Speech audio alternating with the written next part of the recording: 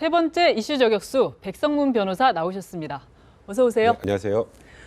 상품권 50만 원, 네. 저녁 식사 4만 4천 원, 그리고 놀이공원 자유이용권 12만 원 이렇게 네, 해가지고 그렇죠. 60만 원 넘는 금액이에요. 이게 뭐 몇 천만 원대는 아니지만 또 작지도 않은 금액이잖아요. 그러니까 작은 금액은 분명히 아니지만 이것을 그냥 선물 정도, 그러니까 무언가 직무 관련성이 없는 선물 정도로 볼 수 있다면 여기에도 과연 이런 징계를 내리는 것이 타당한가에 대한 논의는 분명히 있었거든요. 네네. 그러니까 사실 박원수법이라고 아까 표현하셨는데 엄밀하게 말하면 법은 아니고요. 네. 이제 조례라고 생각하시면 됩니다. 그냥 서울시에서 운영하는 공무원 행동강령인데 뭐 일단 공무원의 청렴성을 제고하기 위해서 1,000원만 받아도 1,000원 이상만 받아도 징계를 하겠다는 내용인데요.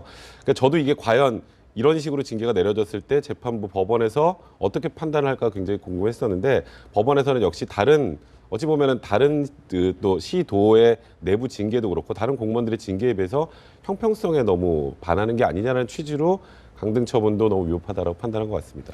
이게 강등이었지만 처음에는 원래 해임이었어요. 네, 그렇죠. 이 해임이라는 게 파면 다음으로 굉장히 중징계죠. 네, 그렇죠. 그러니까 공무원 징계는 파면, 해임, 강등까지가 이제 중징계고요. 네. 그 다음에 이제 정직, 견책이 이제 경징계인데 당시에 이 해당 구청에서는 서울시에 경징계를 해달라고 요청까지 했었거든요. 저도 여기에서 해임을 하는 건 너무 심하다고 생각했는데 네. 그러다 보니까 이 공무원도 해임은 너무 지나치다 해서 네. 서울시 내에 있는 이제 소청심사위원회에서 다시 심사를 해달라고 했는데 거기에서도 이제 경징계로 가지 않고 이제 강등까지 나오게 되니까 결국 소송을 진행하게 된 거죠. 이게 60만 원 정도의 해임 좀 지나치다 이렇게 생각할 수도 있는데 네. 또 국민 법감정으로는 아니 안 받았으면 되는 거 아니냐 이렇게 생각하실 수도 있는 것 같아요. 그러니까 사실 그 박원순 시장이 일단 이 소위 박원순법이라는 걸 만든 취지도 네.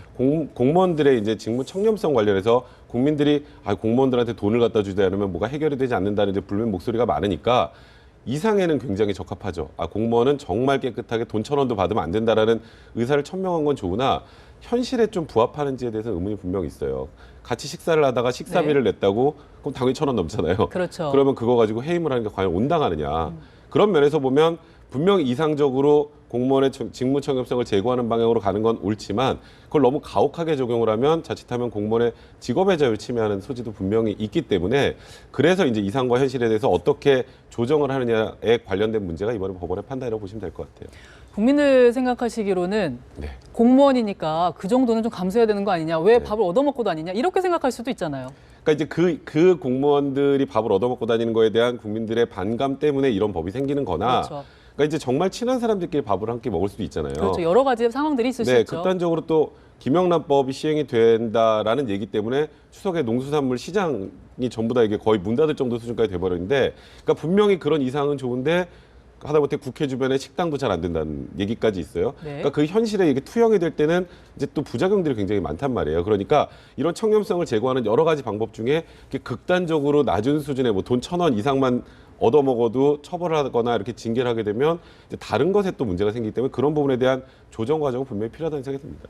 말씀하신 그 김영란법보다는 이 박원순법이 사실 훨씬 강력한 네, 1,000원이잖아요. 그렇죠. 김영란법은 100만 원인데. 네. 그런데 이제 서울시에서는 이게 효과가 있다고 보고 있어요. 네. 1년 동안 시행을 해봤더니 비위행위가 한 39% 정도 줄었다 이렇게 보고 있는데 이거 계속 이렇게 유지를 하는 게 좋은 걸까요? 그러니까 저는 조금 현실적으로 올릴 필요가 있지 않나 생각이 들어요. 그 1,000원 기준을. 그러니까 저는 기본적으로 이제 김영란법이 이제 내년부터 시행이 되잖아요. 그 정도 기준에는 맞춰주는 게 좋지 않을까. 예. 물론 제가 이제 공무원분들이 뭐 어디 가서 밥을 얻어먹거나 이렇게 선물 받는 것을 정당화하는 건 아니지만 그건 아니죠. 네. 이번 상황 같은 경우에도 일단 선물을 받았는데 이걸 가지고 어떤 혜택을 주거나 이런 비위 부분은 전혀 나오지 않았거든요. 만약에 비위 부분이 나왔으면 이제 금액이 작더라도 뇌물죄로 처벌이 됩니다.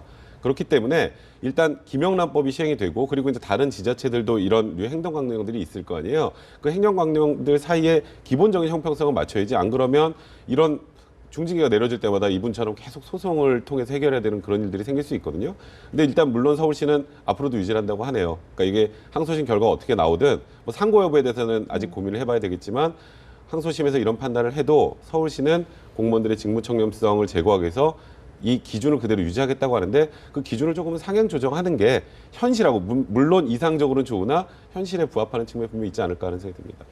그런데 뭐 고칠 때 네. 이렇게 뭐 문제가 많아가지고 이제 고칠 때는 사실 아주 강력하게 하지 않으면 네. 그걸 고치기가 굉장히 힘들고요. 네. 그 약간 또 부패 문제라는 게 이렇게 또 좀 약간 형평성이나 이런 것까지 다 고려해서 하기에는 조금 이렇게 시정하기가 어려운 문제이기도 한 거 아닐까요? 그런데 이제 형평성이라는 게 예를 들어서 똑같은 공무원이 서울시에서 5만 원어치 밥을 얻어 먹으면 징계를 받는데 예를 들어서 경기도 갔더니 한 50만 원어치 밥을 얻어 먹어도 징계를 안 받더라. 그럼 공무원 사이에 또 형평성의 문제가 그렇죠. 생기잖아요. 제가 말한 형평성은 그런 취지인 거고 일단 김영란법이 내년부터 시행되면 상징적인 숫자 100이라는 숫자가 있잖아요. 네. 그러니까 그 100만 원 초과하면 직무 관련성 묻지도 않고 이제 처벌하겠다는 거니까 이 경우에도 그 기준선은 김영란법이나 아니면 나머지 지자체들과 좀 협의를 해서 좀 일률적인 기준을 일괄적인. 유지할 필요는 네네. 있다라는 거죠. 그 말씀하신 김영란법이 기준이 100만 원인데 네. 이것도 사실 법 통과될 때 엄청나게 진통이 있었잖아요. 네. 앞으로도 진통이 계속 예상이 됩니다. 네. 내년에 시행이 되겠지만 네. 이미 반발하는 곳이 너무 많아요. 그 뭐 벌써 지금 뭐 김무성 대표 이런 얘기했잖아요. 농수산물은 좀 제외하자 이런 얘기까지 네. 나왔는데 그게 시장에 되게 직접적으로 타격을 주기 때문에 그런 거거든요. 화훼 농가에서도 근데 화훼 농가도 그랬죠. 마찬가지입니다. 그러니까 이 법을 시행하면 공무원들의 청렴성이 제고될 수는 있지만 그 외에 생기는 부작용이 있으니까 그 부분에 관련된 조정작용이 계속 있어야 될 것 같고 그런 부분 때문에 내년에 김영란법이 시행돼도 또 이 법의 또 위헌 합헌 여부 때문에 또 헌법소원이나 여러 번 이런 게 제기되지 않을까 생각도 많이 듭니다. 여기 이 김영란법이 공직자뿐만이 아니라 이제 언론인 네, 그리고 사립학교 교원까지 포함이 돼 있는데 저도 기자지만 여기 언론인 포함되는 거 네. 어떻게 보세요? 사실 언론도 언론 권력이라는 표현을 쓰잖아요. 그래서 돈을 받고 기자를 이쪽에 기사를 좀 유리하게 써주거나 이런 일들이 있었나 봅니다. 제가 있었다고 말씀드리기 힘들지만 있었나 본데요. 그런 것 때문에 결국 기자도 공무원과 유사한 정도의 직무 철명성이 있어야 되는 거 아니냐. 사건을 뭐 객관적으로 기사를 써야 되는 게 아니냐는 취지로 아마 언론이 포함한 것 같은데 저는 사실 이렇게 대상을 너무 확대하는 건 바람직하지 않다고 생각을 해요. 그러니까 사실 가장 이제 문제가 됐던 건 고위공무원들의 비위가 가장 문제가 됐던 네. 거잖아요. 근데 정말 밑에 있는 공무원들이나 지금 언론인이나 뭐 사립학교 교원들까지 이런 부분을 너무 엄격하게 적용하다 보면 이게 대상자가 너무 많아지는 문제가 있거든요. 네. 형사처벌은 정말 최후의 수단으로 뒤로 물러났다가 마지막에 들어와야 되는데 모든 이제 웬만한 사람은 다 형사처벌할 수 있게 되면 전과자가 너무 많아지지 않을까 이 사회에. 이런 얘기들도 있거든요. 네네. 그리고 사실상 또 실질적으로 이런 부분을 적발하기도 쉽지 않고 또 가장 큰 문제는 이런 게 있어요. 이렇게 100만 원만 받아도 처벌을 하게 되면 네. 이제 돈을 받는 사람 입장에서 위험 부담이 커지잖아요. 네. 더 많은 걸 요구하게 됩니다. 더 많은 거. 네, 그렇죠. 네. 그러니까 내가 100만 원 받고 처벌받느니 네, 내가 이거 그냥 도와줄 테니까 뭐 1억, 1억 2억 받고, 이렇게 네. 하는 경우들이 많이 생겨요. 그러니까 과거에 이제 여러 법률 중에 부작용이 생겼던 게 성매매 방지 특별법도 그러면 성매매가 근절될 줄 알았으나 음성적으로 내려가서 다 풍선 하게 효과가 되고요. 있었죠. 네, 그렇죠. 그리고 또 입양특례법 같은 경우도 아이에게 정말 나중에 커서 부모를 찾게 해주자는 취지로 입양하려면 다 출생신고하게 했거든요. 그러고 나서 많아진 게 아이 출생신고 못하고 이렇게 포대기에 싸서 이제 뭐 보육원 같은 데 옛날에 갖다 놓던 사람도 있었잖아요. 그런 사람들이 아이를 살해하는 경우가 많아졌습니다. 아, 네. 네, 그래서 영아 살해죄 늘었거든요. 네네. 그러니까 이상대로 가다가 현실에서 부작용들이 많이 나오니까 법을 만들거나 지금 이 박원순법도 마찬가지고 김영란법도 마찬가지고 그 이후에 생길 사회적 파급 효과를 좀 생각해서 그런 부분은 현실적으로 좀 변경을 해봐야 네. 되지 않을까 하는 생각이 드네요. 그 취지는 정말 모두가 공감하지만 그런 현실적인 부분들에 대한 충분한 세심한 고려가 네, 좀 필요하다 그렇습니다. 이런 말씀이시네요. 알겠습니다. 오늘 말씀 고맙습니다. 네. 감사합니다.